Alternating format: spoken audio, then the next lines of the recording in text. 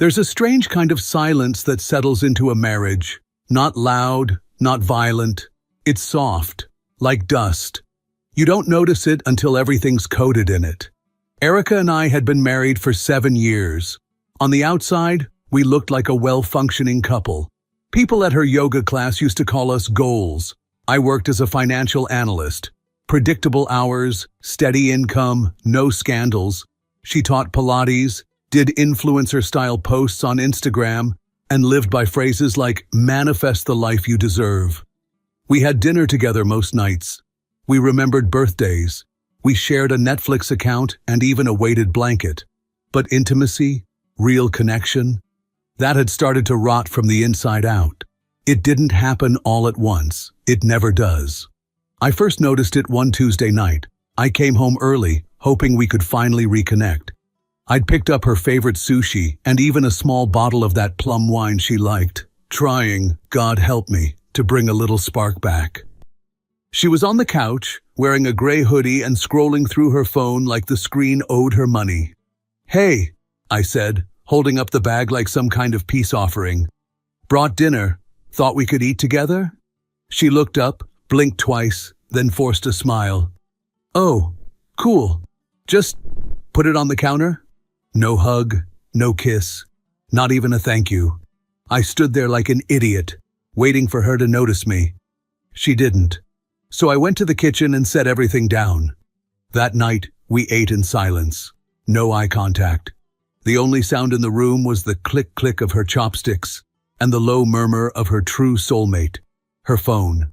A few nights later, I tried to initiate something physical. Nothing over the top, just gentle touches, kisses down her neck, soft words. Her body stiffened like I'd just insulted her mother. "Mark," she said, pulling the covers higher. "I'm exhausted." "I know," I said, resting beside her. "But we haven't in a while." She turned to face me, eyes cold. "You always bring this up when I'm tired. Can we not make everything about your needs?" "It's not just about that," I said quickly. "It's about closeness. Us." She sighed, the kind of sigh that made you feel small. "You're sweet, but honestly, even when we're together like that, it feels empty, like you're just going through the motions." That hit me like a slow knife. "What do you mean?" She sat up now, fully alert, like she'd been holding this in for too long. "You've become lazy, even in bed. I feel like I do all the work. You're just there, like a placeholder." My mouth opened, but nothing came out. I hadn't expected affection, but I damn sure hadn't expected this. "And honestly," she continued, with the casual cruelty of someone talking about a disappointing meal, "I get more turned on by my own fantasies than by anything we do." The silence that followed was bottomless, like staring into a pit where all your confidence goes to die. Later that night, I sat alone on the balcony. My mind was racing but stuck in place. Was I really that bad? Had I become some shell of a man? I replayed every moment, every touch, every missed signal. But the worst part wasn't what she said. It's that a part of me believed her. The morning after Erica called me lazy in bed, I woke up before sunrise. She was still asleep, turned away from me, her breathing soft and even. I watched her for a few seconds, trying to remember the last time I felt truly close to her. Not physically, but emotionally. The way we used to talk late into the night, laugh about nothing, fall asleep tangled up in each other like a pair of teenagers too, in love to care about the world. Now it felt like she lived in a different apartment. A prettier one, with whiter walls and better lighting. I was just the guy she passed in the hallway. That week, I booked a session with a therapist. I didn't tell Erica. I wasn't sure how she'd react. Maybe she'd laugh. Maybe she'd say I was being dramatic. But I needed something, guidance, clarity, or maybe just someone who didn't look at me like I was a chore. The therapist's name was Claire. Mid-40s, calm voice, eyes that didn't judge. I told her everything. About the silence, about Erica, about what she said. Claire listened, nodding occasionally. When I finished, she asked one question. Do you feel wanted in your marriage? I wanted to lie. I wanted to say yes, but it's complicated, or yes, just not all the time. But the truth was cold and clear. No, I said. Not in a long time. She nodded again. And what do you want? I paused. I want to feel like I matter. Like I'm more than just someone who pays the bills and picks up takeout. Inspired, or maybe just desperate, I tried harder at home. I cleaned more. Did laundry before she even noticed the basket filling up. I started cooking on Sundays, even though I hated cooking. I learned how to make her favorite matcha lattes the way she liked them, hot, with oat milk and honey. I started going to the gym again, dropped 5 pounds in a month, and even got a new haircut. I read articles titled 10 Ways to Reignite Passion and How to Make Your Partner Feel Desired Again. I tried.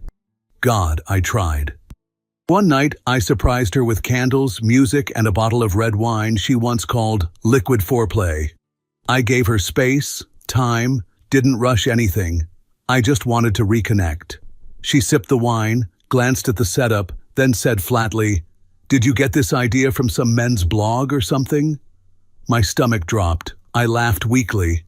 I just thought we could try something different. Something us. She leaned back in the chair and crossed her legs. This feels forced, like you're playing a role. I wanted to scream, I'm playing a role because you stopped noticing the real me. But instead, I just nodded and said, okay. The next day, I bought her lingerie. Nothing tacky, something elegant, silk, pale champagne color. I placed it on her pillow with a handwritten note. You're still the woman I crave waking up next to. That evening, she walked into the bedroom, saw the gift, picked it up with 2 fingers like it was something sticky and unfamiliar. You think this fixes anything? I just wanted to remind you you're beautiful, I said, and that I still want you. She blinked. Then, with that same blank tone I'd come to dread, she said, this feels like a bribe. If you really cared, you'd listen more instead of trying to compensate. I watched as she placed the gift back on the dresser like a glass of water she didn't want to drink. And then she walked away. That night, I lay in bed staring at the ceiling. What was I doing wrong? Was I too soft? Too eager to please? Was she just done? The silence between us had grown teeth. It wasn't passive anymore. It chewed through every attempt I made to hold us together. And yet, I still believed there was something worth saving. Because when you love someone, you don't just walk away at the first sign of distance. But what if they already had? It started with laughter, not the soft kind. This was sharp, unfiltered, and loud enough to carry down the hallway. Erica was on the phone in the kitchen. I had just come back from the gym, early afternoon, sweaty, tired, clutching a bag of groceries. I paused by the doorway, her voice spilling out like music I didn't want to hear. No, seriously, she said between laughs. He still tries, like some high school boy rehearsing moves from a YouTube video. There was a pause, then more laughter. It's adorable, but honestly, it's like meditating with someone poking you. You just want it to end. The ice in my veins had nothing to do with the cold air from outside. I didn't mean to eavesdrop. Not at first, but her tone wasn't private. It was performative, like she wanted to be overheard, like the punchline wasn't just for her friend. It was for me too. I mean, what do you expect from a guy who thinks candles and cheap silk panties make him Don Juan? That part hurt worse than I expected. I didn't confront her, not then. I walked in casually, forcing a tired smile as I set the groceries down. She looked up, barely flinched. Oh, hey, didn't know you were back. No worries, I said too quietly. She turned her back to me and continued her call, now lowering her voice just enough to sting. That night, after she fell asleep, I sat at the edge of the bed in the blue glow of her phone screen. I didn't want to look. I told myself I respected her privacy, that we still had some invisible thread of trust left. But I also remembered what she said. that her fantasies were more satisfying than I was. And something inside me cracked. Her messages weren't locked. Her passcode had always been the same: her dog's birthday. I opened the chat with a contact saved as J. It didn't take long. Photos. A mirror selfie from a gym locker room. Him shirtless, her replying with a fire emoji. A blurry hotel hallway photo captioned, "Not staying late, just a quick one before dinner." Jokes about me. He still doesn't get it. Brings me wine and candles like he's auditioning for a soap opera. You make me feel more in 1 hour than I've felt in years at home. Being around you reminds me I'm still alive, and the one that ended it all. With Mark, it feels like an obligation. With you, it feels like a secret I never want to give up. I sat there, phone shaking in my hand, my breath frozen in my chest. I stared at her, sleeping peacefully beside me. I wondered how someone could betray you and then sleep like the world owed them rest. My first thought was, what did I do to deserve this? My second was more painful. What did I ignore for so long to let this happen? I put her phone back, stood up, walked to the balcony, and stared into the dark city lights. Cars passed, life moved, but inside me, something stopped. The next morning, I didn't scream. I didn't throw anything. I didn't even wake her up. I made coffee, packed a small bag, took only what I needed. On the nightstand, I left my wedding ring and a note. You called me lazy, but I was just tired of fighting for someone who already gave up. I slowly took the bag. I slipped on my shoes quietly, grabbed the bag, and turned the doorknob. Almost there, but I didn't even make it to the hallway. Mark? Her voice, groggy, confused, but very much awake, came from behind me. I froze. I turned around slowly. She was standing by the bedroom door, barefoot, hair messy, one strap of her sleep top falling off her shoulder. "What are you doing?" she asked, her voice trembling. I held her gaze, calm, flat. I was trying to leave before this turned into a scene. She looked at the bag, then past me, saw the note. In 2 steps, she was across the room, grabbing it. Her eyes scanned the short message. You called me lazy, but I was just tired of fighting for someone who already gave up. She shook her head, panic flashing in her voice now.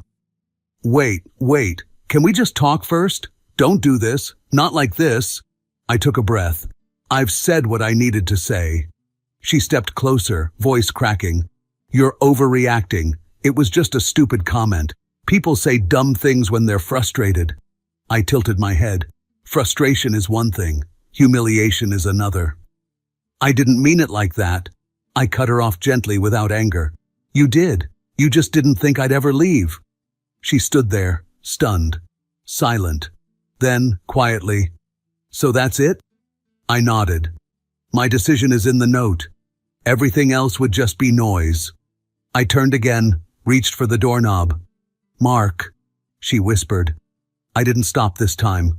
The door closed behind me with the softest click I've ever heard, but it echoed in her silence. It took her 4 days to call. The first 3 were silence, not even a text. Maybe she thought it was a bluff. Maybe she thought I'd cool down and come crawling back like I always did, arms full of apologies and shoulders low with shame. But the 4th day? That's when her name lit up my phone like a flare in a dark field. Erica. I stared at it, just watched it ring, then let it die out. 2 minutes later came the message. Where are you? Are you okay? A part of me wanted to respond, out of habit, out of politeness, out of that deeply ingrained male instinct to fix what others broke. But I didn't owe her comfort. Not anymore. She called again that night, and the next day, she left voicemails. The tone changed. First it was, just talk to me, we can fix this. Then it was, you're being immature, Mark. Then finally, you're scaring me. Please. I almost cracked on that one. The please was always my weakness. But then I remembered her voice on that call with her friend, the laughter, the way she made me into a punchline. And just like that, The spell broke. 2 weeks later, I met Claire, my therapist, for a follow-up session. She smiled when I sat down, really looked at me. "You look different." "I feel different," I said. We talked for an hour. I told her everything, the phone, the texts, the departure. She asked if I felt lighter. I said yes, then hesitated and added, "I'm not sure if it's freedom or just emptiness." She nodded. "That's normal. Sometimes the absence of pain feels strange when you've lived in it for so long." A month passed. I moved into a furnished apartment across town. Simple, clean, quiet. I filled the fridge with food I liked, bought a cheap record player and a stack of old vinyls, even signed up for a weekend guitar class, something I hadn't done since college. One Saturday afternoon, I walked out of the building with groceries in hand, and there she was, Erica, standing by the steps like a ghost from an unfinished story. She looked smaller, not physically, just dimmed, like her brightness had turned inward. Her voice wavered. "You really weren't going to say goodbye?" I didn't answer, just waited. "Mark, I know I messed up. I was angry and I took it out on you, but I never stopped caring. I still love you." I gave her a long look, the kind of look that sees through all the old tricks. Then I said, "You didn't lose me when you cheated. You lost me way before that, when you stopped seeing me as a person." Her eyes watered. "I didn't mean to make you feel worthless." "I didn't feel worthless," I said. "I felt invisible, which is worse." She reached out, touched my arm. "Can we talk? Really talk?" I gently stepped back. "You're asking to talk to a man who doesn't exist anymore." He was quiet, tired, confused. That man would have forgiven you on the spot. I looked at her one last time. "But I'm not him anymore." Then I turned and walked inside. She didn't follow. There's a peace that comes, not when everything is fixed, but when you stop trying to fix the wrong things. 3 months after I left, I found myself waking up without that tightness in my chest. No mental calculations, no bracing for criticism, just morning light through a half-open curtain, the smell of coffee, and silence that didn't feel like punishment. I still thought of her sometimes, not with rage, not even sadness, just observation, like recalling a city you once lived in. The streets are still there, the noise, the smells, but you're just passing through now, and it no longer feels like home. One evening, I sat on the balcony of my apartment with my guitar in hand. It had been years since I played. My fingers stumbled at first, clumsy and uncertain, like they too were relearning how to live without shame. But then something beautiful happened. I kept playing, and the notes, though imperfect, felt mine. A neighbor across the courtyard called out, "That sounded good!" I laughed, surprised by how natural it felt to respond with joy. "Thanks, still figuring it out." And that was the truth. I was still figuring it out. Who I was, what I wanted, what I would never again accept. I no longer needed someone else's approval to feel like a man. I no longer equated desire with validation. I no longer mistook endurance for love. What Erica called laziness was, in reality, exhaustion. The kind that comes from carrying a relationship alone. She needed passion. She needed performance. She needed to feel worshipped, even as she chipped away at the altar. I needed to be seen, and heard, and held without judgment. Now I give those things to myself. Sometimes people ask if I'm dating again. Not really. Not yet. I'm learning to date myself first. My own time, my own thoughts, my own damn music. Maybe someday I'll meet someone who won't compare me to their fantasies. Maybe I won't even need that. But one thing's for sure, the man who let himself be belittled, ignored, laughed at, and still stayed, he's gone, and he's not coming back.